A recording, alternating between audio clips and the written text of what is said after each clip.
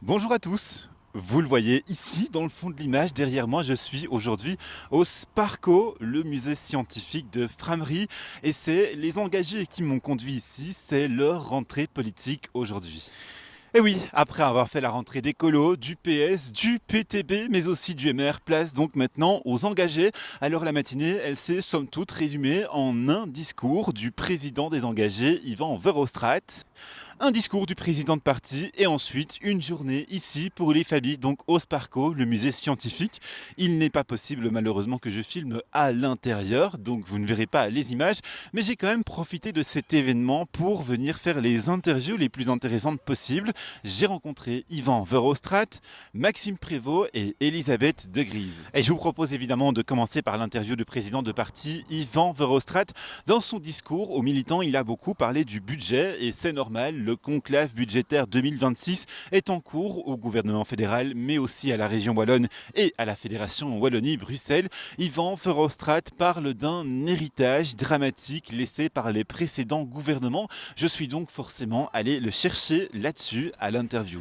Vous le voyez maintenant, je suis avec Yvan Verhofstadt, le président du Parti Les Engagés. Bonjour. Bonjour. Alors aujourd'hui, vous avez beaucoup parlé dans votre discours de la situation budgétaire du pays et c'est normal puisque le conclave budgétaire au gouvernement fédéral et dans tous les autres gouvernements ont commencé et la situation n'est pas terrible avec un déficit abyssal de 26,6 milliards d'euros à la fin de cette année et peut-être de 42 milliards d'euros à politique inchangée.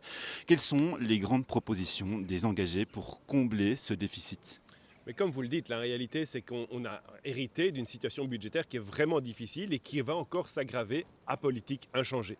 Et c'est pour éviter cela que justement on va changer, on va réformer. Et l'objectif maintenant, c'est de mettre de l'ordre dans la maison Belgique, c'est de remettre de l'ordre dans nos finances publiques, de remettre de l'ordre en veillant à ce que chacun puisse participer, faire une partie de l'effort pour qu'on puisse pérenniser la solidarité dont nous avons absolument besoin et que nous voulons protéger.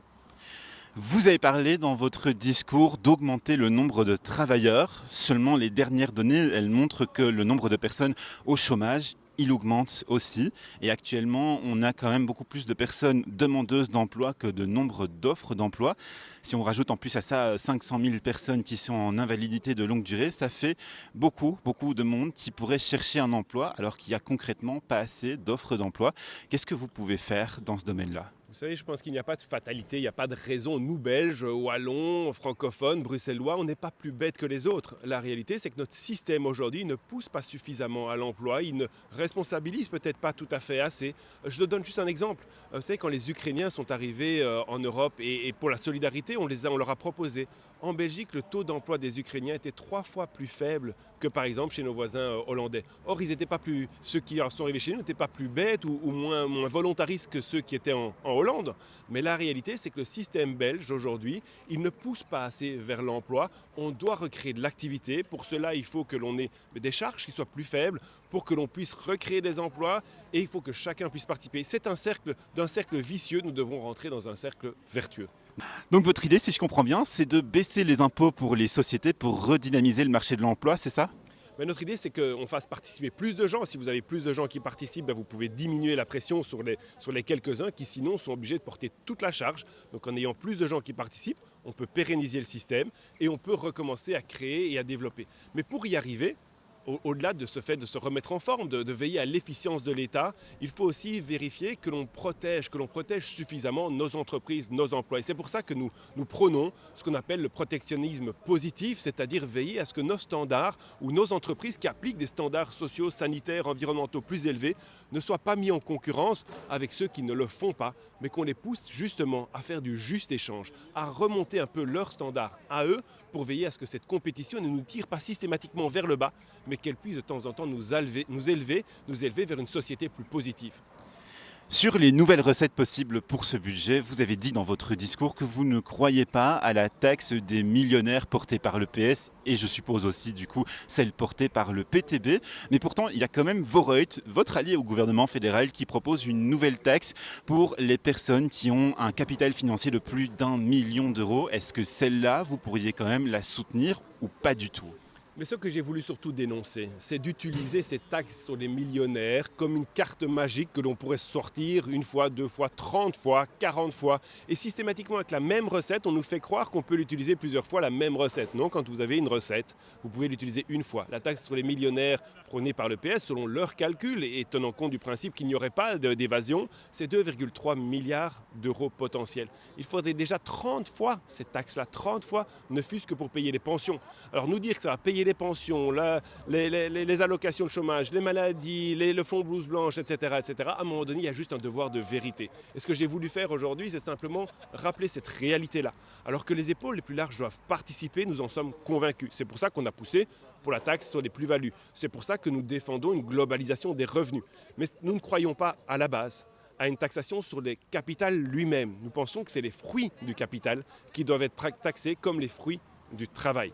Mais dans une circonstance exceptionnelle, dans le temps de guerre commerciale et hybride que nous connaissons, nous serions prêts à envisager une ponction minime une fois, un one-shot comme on dit, sur le capital financier des personnes les plus aisées, au-delà de 2 millions, 3 millions. Mais ce n'est pas ça l'essentiel. L'essentiel, ça sera de faire participer tout le monde. C'est pour ça que les épaules les plus larges doivent participer, plus-value, globalisation des revenus, mais aussi que chacun doit travailler un petit peu plus longtemps. Donc si je résume bien, vous pourriez soutenir un nouvel impôt one-shot pour les épaules les plus larges, mais la proposition de Vorreut, alors, vous ne la soutenez pas vraiment non plus? Nous ne soutenons pas la proposition de Vorreut parce que nous pensons qu'à moyen et à long terme, elle risque d'avoir des effets pervers qui sont la fuite de ces personnes qui participent aujourd'hui. Vous savez, les gens les plus aisés, les 10% des gens qui gagnent le mieux leur vie, payent 43% de l'impôt total. Donc les 10% qui gagnent le mieux payent 43% de l'impôt total. Donc il ne faut absolument pas se priver et pas faire fuir ceux et celles qui gagnent bien leur vie, parce que contrairement à l'image que certains véhiculent, la réalité c'est qu'ils participent déjà 4 à 5 ou 6 fois plus que la moyenne. Et donc ça c'est important de le redire. À ça, on pourrait vous répondre que les travailleurs lambda, eux, ils payent déjà 50% d'impôt de leur salaire chaque mois. Non, je pense que, évidemment, nous avons un impôt progressif et je pense que c'est dommage que parfois on oublie en Belgique, parce qu'on aime bien se flageller, critiquer, mais on devrait regarder le taux moyen que l'on paye pour l'impôt et sur les premières tranches, les premiers déciles, donc ceux et celles qui gagnent moins bien leur vie et pour qui nous allons faire un effort supplémentaire de 200 €, la réalité c'est que leur taux de taxation il est très peu élevé. Et c'est normal, parce qu'ils ont plus besoin d'être aidés, d'être encouragés, parce que c'est eux qui souffrent le plus. Donc cette solidarité, et quand je vous dis que les plus aisés payent plus, ce n'est pas une critique, c'est un constat qu'il faut rappeler. Et c'est normal, c'est logique pour la solidarité, mais nous avons une progressivité de l'impôt qui est réelle, qui peut encore être améliorée, mais qui est réelle. Une question peut-être un peu plus légère pour terminer. Ici, on est au Sparco et c'est votre rentrée politique. Alors pourquoi un musée scientifique comme celui-ci? C'est quoi le but de cette journée pour les militants désengagés?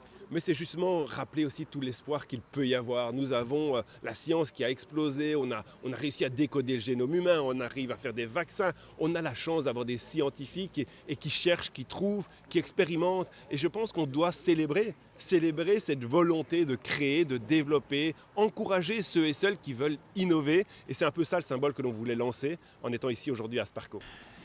Voilà donc pour l'interview d'Yvan Verhofstadt. Maintenant, je vous propose de passer à celle de Maxime Prévost, le ministre des Affaires étrangères, que j'ai forcément été chercher sur les questions internationales actuelles et surtout sur la situation de la bande de Gaza.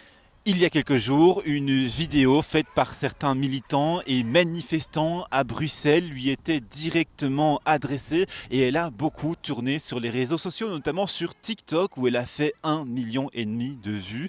J'ai donc trouvé intéressant qu'il puisse donner sa réponse à cette vidéo et il l'a fait. Elle apparaîtra dans l'interview. J'ai maintenant avec moi le ministre des Affaires étrangères, Maxime Prévost. Bonjour monsieur le ministre. Bonjour. Alors évidemment, avec vous, il y a un sujet brûlant au niveau de la situation internationale, c'est la situation à Gaza. On a vu que la flottille pour Gaza a été arrêtée par l'armée israélienne à partir de mercredi. Et d'abord, j'ai une vidéo à vous montrer qui a fort circulé sur les réseaux sociaux. Elle apparaît maintenant. Coucou Maxime, comment tu fais pour dormir la nuit en sachant que tu fais partie d'un gouvernement complice d'un État génocidaire? Coucou Maxime, dis-moi comment tu fais pour dormir la nuit en sachant que tu nous as dit que tu allais te préoccuper de Gaza mais que t'en as rien à foutre? Coucou Maxime, comment ça va? Je me demandais comment tu dormais la nuit parce que tu as abandonné les concitoyens belges qui sont venus apporter de l'aide humanitaire en toute légalité. Coucou Maxime, je voulais savoir comment tu faisais pour dormir la nuit en sachant que tu laisses des enfants, des femmes et des hommes mourir de faim à Gaza. Coucou Maxime, je me demandais comment tu faisais pour dormir la nuit, sachant que tu as empêché la flottille de briser le blocus. Coucou Maxime, je me demandais comment tu faisais pour dormir sachant que tu as préféré soutenir Israël plutôt que tes propres concitoyens. Coucou Maxime, je voulais savoir comment tu faisais pour dormir la nuit en sachant que tu as laissé des centaines de personnes se faire intercepter alors qu'ils naviguaient sur les eaux internationales et se dirigeaient vers les eaux palestiniennes qui sont souveraines pour apporter de l'aide humanitaire en toute légalité. Sache que si l'action est légale, l'arrestation n'en est pas une, c'est en réalité un kidnapping. Monsieur le ministre, maintenant que vous avez vu cette vidéo, la question toute simple que j'ai à vous poser, c'est qu'est-ce que vous répondez à ces militants ? Mais que je partage évidemment leur indignation par rapport au blocus humanitaire inacceptable qui est en cours depuis trop longtemps déjà à Gaza, mais nous devons être efficaces pour essayer de le faire lever.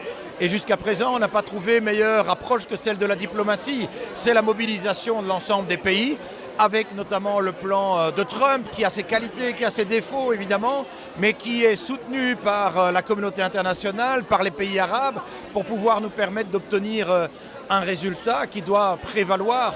J'ai beaucoup de compassion évidemment et de reconnaissance à l'égard des citoyens qui, indignés par ce qu'ils voient, souhaitent embarquer sur des flottilles. Mais ce n'est pas un manque d'humanité de devoir dire, c'est peut-être simplement de la lucidité, que cette démarche visant à aller en bateau, à être intercepté, à ensuite être incarcéré pour être réexpédié en Europe, n'est pas ce qui va changer le quotidien de manière concrète des Palestiniens. Et donc, il faut qu'il y ait cet appel à la prudence. C'est ma responsabilité de devoir le réitérer. Mais la Belgique n'a pas à rougir. Elle a pris des sanctions parmi les plus fermes de tous les pays européens à l'égard d'Israël, précisément pour pouvoir influencer son attitude inacceptable et faire évoluer la situation humanitaire à Gaza. Donc, aujourd'hui en tout cas, on part à l'urgence avec nos diplomates qui sont mobilisés aux côtés de nos compatriotes. Mais ce que nous faisons surtout, c'est au quotidien avec eux, travailler pour que des enfants malades soient pris en charge, que des familles, et ça a déjà été le cas pour plus de 800 personnes, soient évacuées de l'enfer de Gaza avec le concours de la Belgique, que de l'aide humanitaire soit procurée à côté du paquet de sanctions qui a été décidé. Vous avez vu, je suppose, les manifestations qui ont eu lieu cette semaine. Est-ce que vous comprenez que malgré l'accord qui a intervenu et la signature de la Convention de New York, eh bien, il y a des gens qui trouvent que ce n'est pas suffisant, que la Belgique n'a pas réellement reconnu l'État palestinien. Est-ce que vous comprenez que la colère continue ? Je comprends que la colère continue parce que moi-même, elle me hante quand je vois la situation à Gaza. Par contre, il ne faut pas se tromper de combat.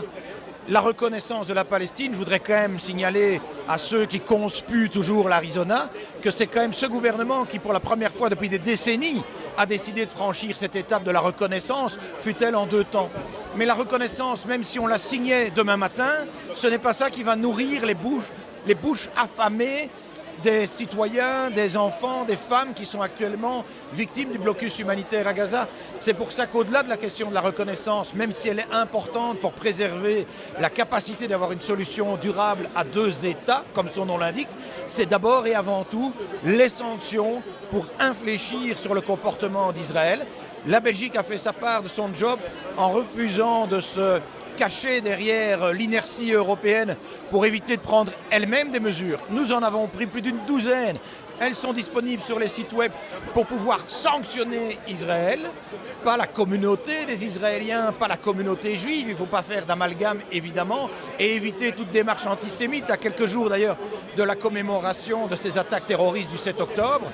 Mais on le sait, la frustration, elle vient aussi du fait que l'Europe n'est pas capable elle-même de parler d'une seule voix, de prendre des sanctions à son niveau, alors que c'est là qu'elle serait susceptible d'avoir le plus large impact à l'égard d'Israël, puisque c'est l'Union européenne qui est le premier marché et partenaire commercial d'Israël.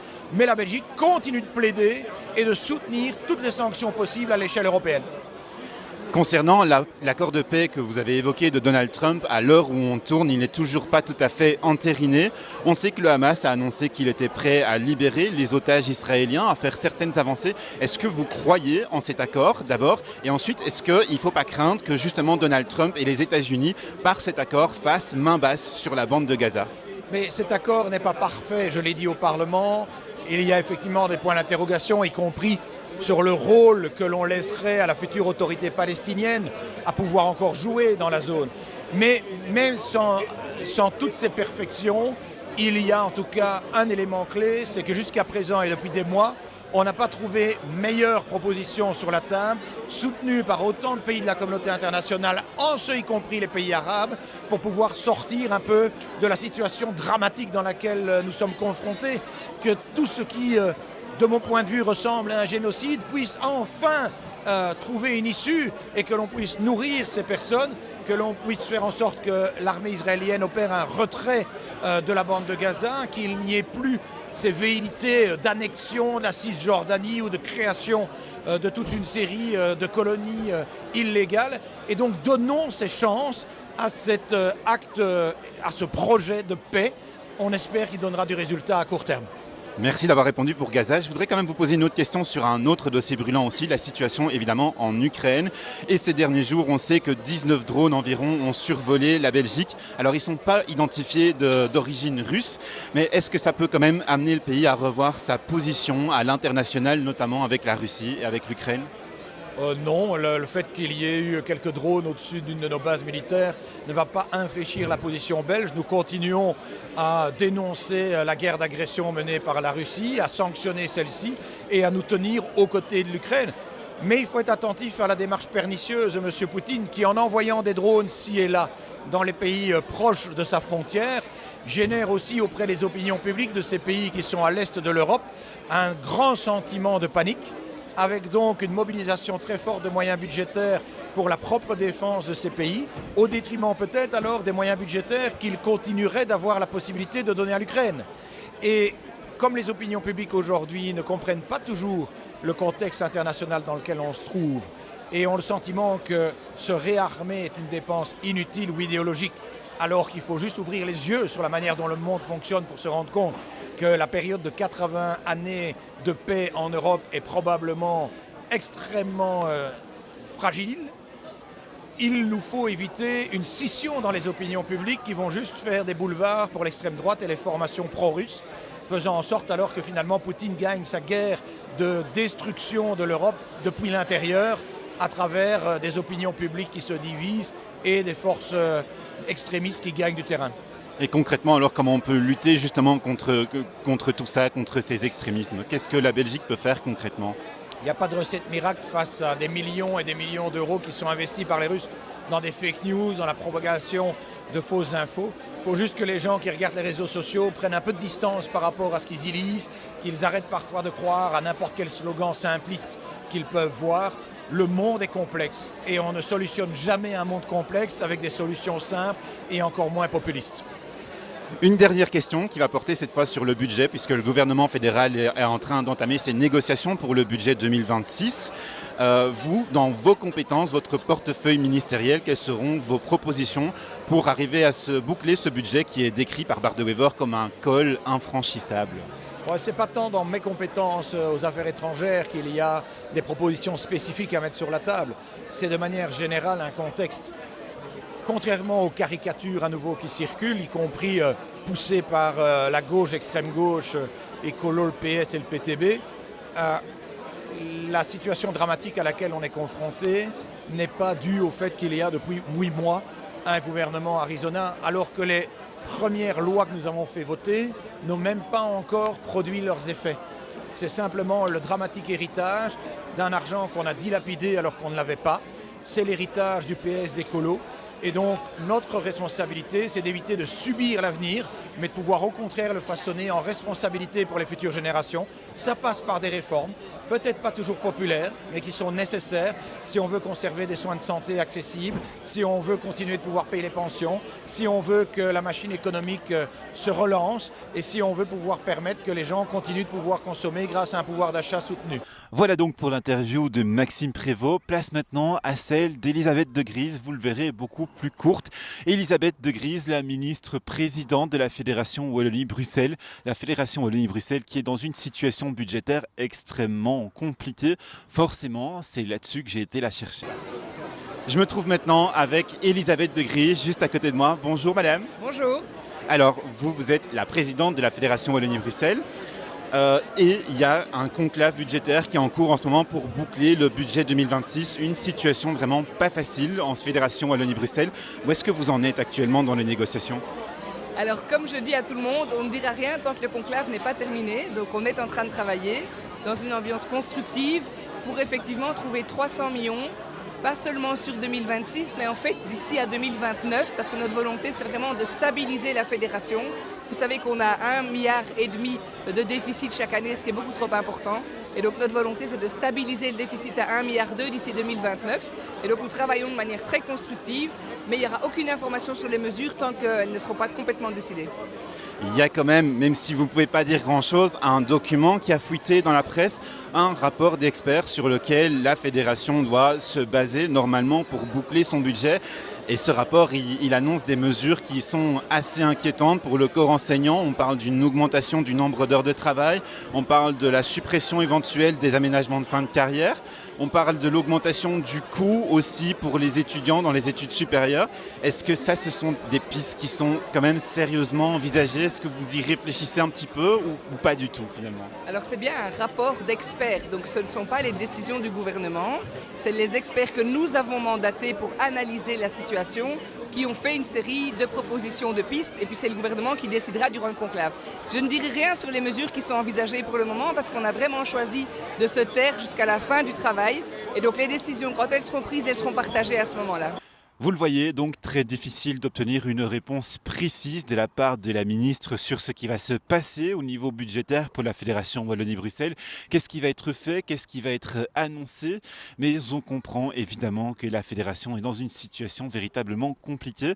Et donc, il faut continuer à surveiller les annonces qui vont être faites à l'issue du conclave budgétaire. Ça risque malheureusement de ne pas être drôle, ni pour les enseignants, ni pour les étudiants. Voilà donc pour cette petite série d'interviews et la rentrée politique des engagés. Si ça vous a plu, n'hésitez pas à aller voir les autres vidéos, celles des autres rentrées politiques des autres partis, mais aussi le format des Belgactus de la semaine ou encore toutes les vidéos d'analyse politique que je propose sur mon compte. N'hésitez pas non plus à vous abonner et à activer la cloche YouTube pour rester au courant des dernières vidéos que je sors. Ciao!